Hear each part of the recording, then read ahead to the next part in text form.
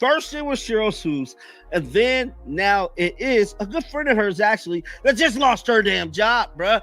Yeah. Another one bites the dust. What if I told you the WNBA is systematically removing broadcasters who've spent the last year attacking Caitlin Clark? It is happening right now as Cindy Brunson, one of Caitlin Clark's most vocal critics, or dare I say, haters, has been officially fired from the Phoenix Mercury broadcast team. And she's not just removed from Fever games. She's gone from all broadcasts. We will break down who Brunson is, her history of Clark lies, and what the WNBA and Mercury did to let her go. Telling y'all right now, you gotta pay close attention to what is happening in the W, dog. I spoke about this a few weeks ago. Seemed like every person that wronged Caitlin Clark in some way, shape, or form is no longer employed, is no longer in this damn. This comes right on the heels of Sheryl Swoopes getting the boot from Dallas a few weeks back. And there's even more to that story that has now been revealed that we'll cover in this video. Is the WNBA finally cleaning house of the voices that have been trying to tear down its biggest star stick around? Because this shakeup is just the beginning. If you agree with these firings, comment. Sheryl and Cindy deserve it down below. Are you ready? Let's go. Everyone else is not there. Everyone else is not there. Look at Kennedy Carter. Kennedy Carter's going on streamer podcasts as of right now to try to get back in the W, bro. I mean, she's trying anything to be relevant. I mean, she's trying anything to be relevant, bro. What if the WNBA is finally cleaning house? What if the league has realized that allowing constant lies about its brightest star isn't just bad for Caitlin Clark? It's bad for business. The evidence is mounting as another Clark critic finds herself out of a job. That's what, guys. The proof was in the pudding, because I'm here to tell you she ain't got no damn job right now, and she's going to be going on Gilbert Arenas probably for her next employment. Cindy Brunson isn't exactly a household name, but within WNBA circles, she's been a familiar voice. As part of the Phoenix Mercury broadcast team, Brunson built a career commenting on women's basketball. But something changed when Caitlin Clark entered the league. Brunson's commentary shifted from professional analysis to something that felt increasingly personal and antagonistic. Applaud the accomplishment, but it can't truly be appreciated. Not only you can't truly be appreciated. She showed up to a Caitlin Clark game wearing Sheryl Swoopes shoes. Like, she is as big, like, even looking back on it, she is as big as of a Caitlin Clark hater. The pattern began with Brunson's peculiar fixation on undermining Clark's collegiate scoring record.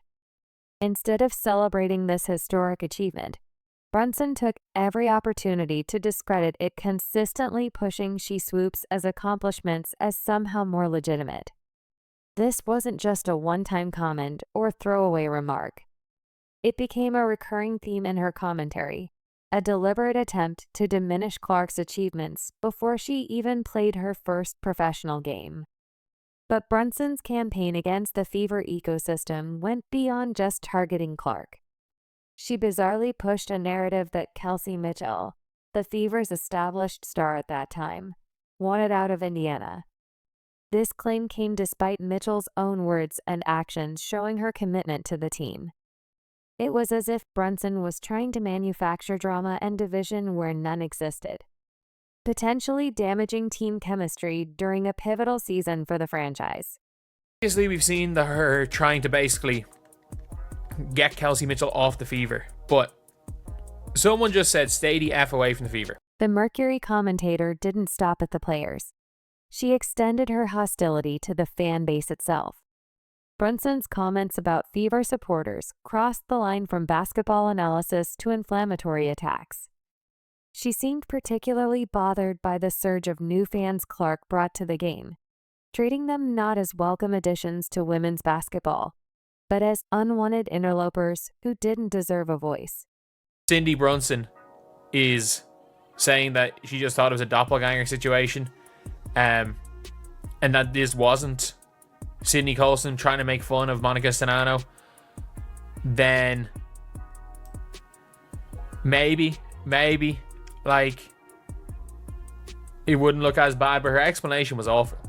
But at the same time, like, it was very clearly Sydney Coulson was trying to make fun of a college student.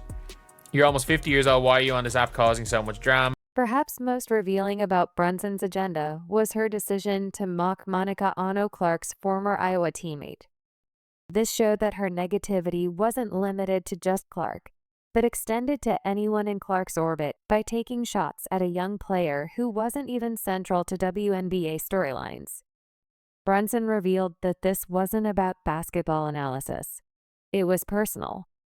When called out for these behaviors, Brunson's response was telling. Rather than reflecting on her commentary, she doubled down and dismissed criticism when confronted specifically about mocking Shiano. She shrugged it off as just laughing at a doppelganger situation and insisted there was nothing deeper to her comments. This inability to acknowledge how her words might affect players or the league's image only amplified concerns about her approach. This is the dumbest response ever. It was literally from last year, not years ago, and you were laughing at a professional WNBA player intimating that a young woman in college looks like a man. There's literally date at the bottom. So what's become blatantly obvious that you're really good at holding fans to a different standard you hold yourself, which is worse.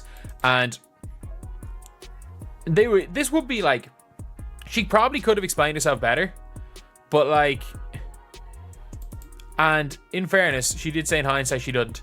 But this is the worst tweet. The pictures look like a doppelganger situation. I'm sorry that's not good enough for you, but that's the truth. And the college player was a grad student who was... What the hell does that have to do with anything? The parallels between Brunson and Swoopes are striking, both established women's basketball figures, both seemingly threatened by Clark's meteoric rise, and both unwilling to adapt to the changing landscape of the WNBA as one source. Put it, Brunson has gone full Sheryl Swoopes, and we all know how that ended for Swoopes. She has gone full Sheryl Swoopes, and that's not good. It's not good for basketball. It's not good for the Phoenix Mercury. It's not good for her own career. And I do hope that she just deletes the Twitter app. And that is what I've said to Sheryl Swoopes. If you are Cindy Brunson, delete the Twitter app. What makes this situation particularly troubling is that it wasn't just isolated incidents or occasional lapses in judgment. Brunson engaged in a systematic campaign to undermine a player's legitimacy in the league. In any professional sport, there's room for criticism and analysis, but when that criticism becomes a personal vendetta, when it extends beyond the player to their teammates, their team, and their fans, it crosses a line from commentary to something much less professional. The Mercury organization, to their credit, finally recognized the damage Brunson was causing. Her commentary wasn't just hurting Clark, it was damaging the Mercury's brand and, by extension, the WNBA in a league fighting for growth and mainstream attention, keeping someone on the payroll who seemed determined to tear down its biggest attraction. Simply made no business sense. Not one to celebrate people losing their job, but Cindy Brunson was legit unlistenable on the microphone, and that's not even including the anti-CC stuff. Swoopes gone, Brunson gone. They're weeding out of the fools is in full swing. WNBA teams and networks continues this trend and capitalize on their new eyeball. The Mercury's decision wasn't a slap on the wrist. It was a complete removal.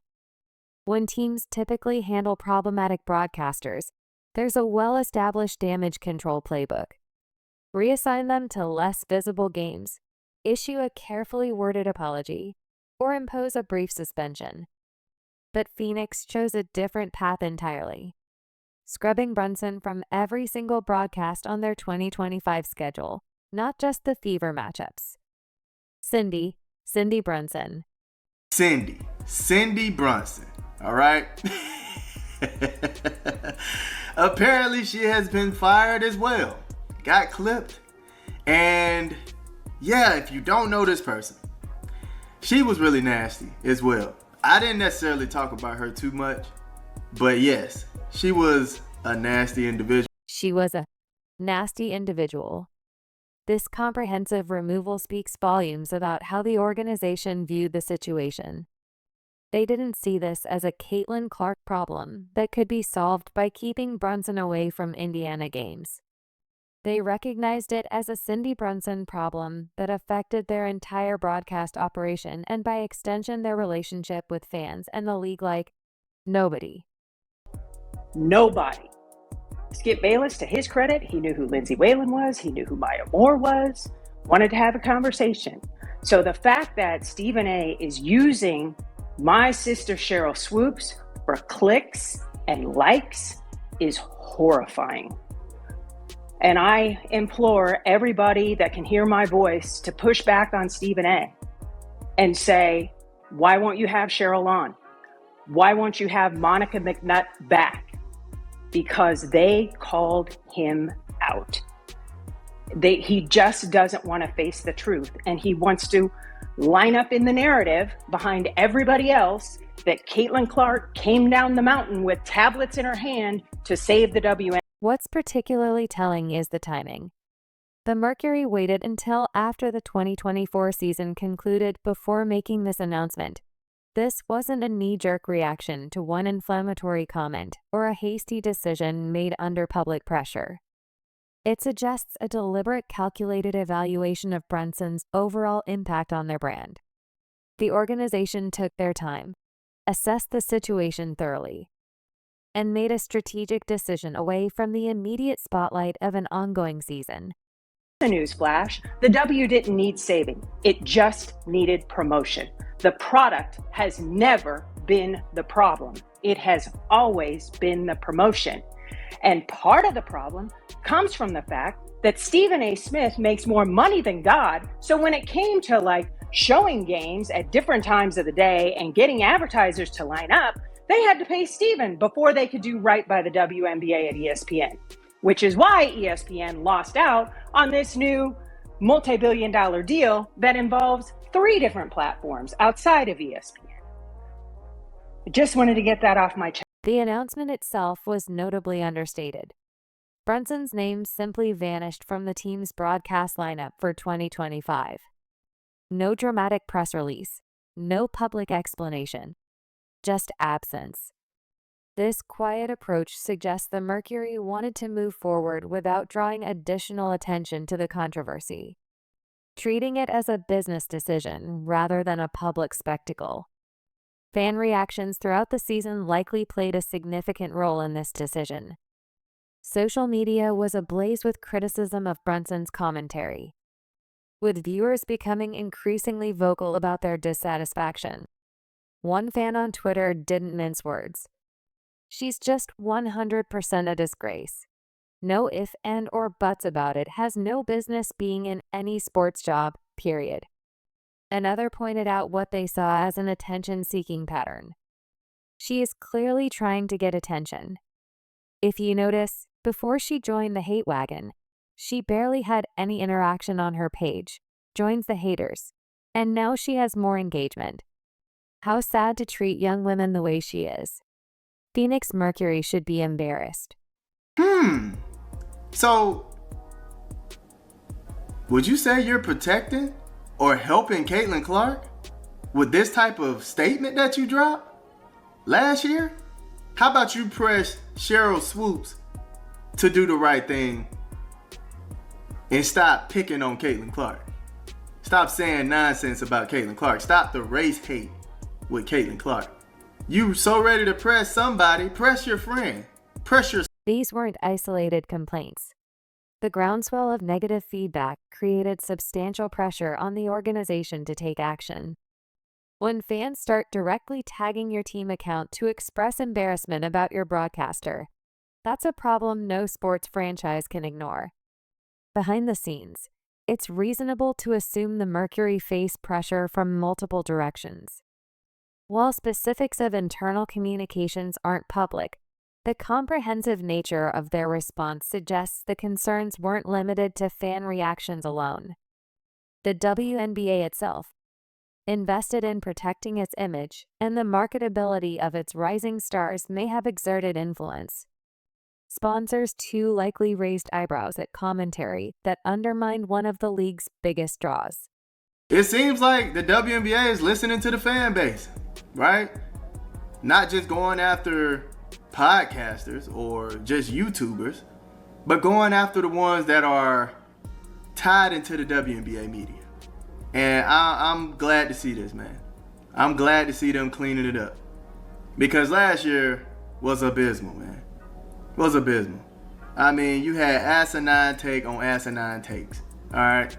And it really had nothing to do with basketball. They just hated this woman. Hated this young lady, man. And it was ridiculous. The Mercury's decision also coincides with the WB's broader initiatives to combat toxicity in the league. The establishment of a task force specifically focused on addressing hate within women's basketball demonstrates an evolving perspective at the highest levels of the organization. Brunson's removal isn't happening in isolation.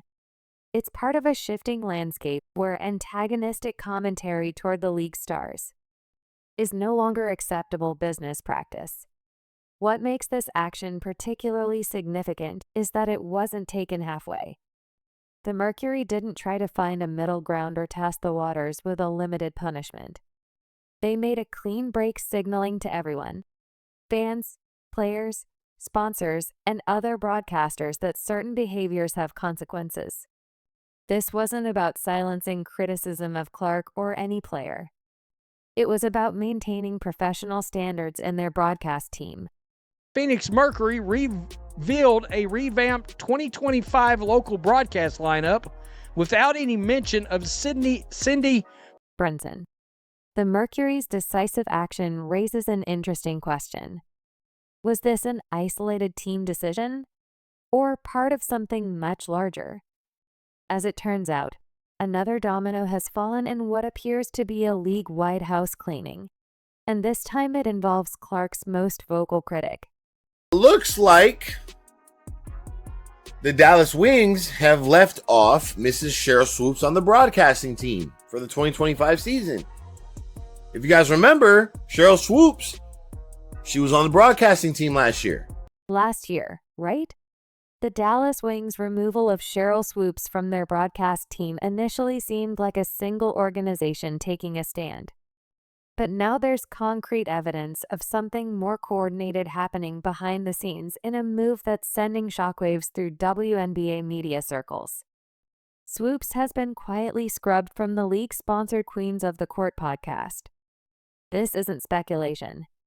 The podcast cover art has been updated to remove her image, and her name has vanished from recent episode credits.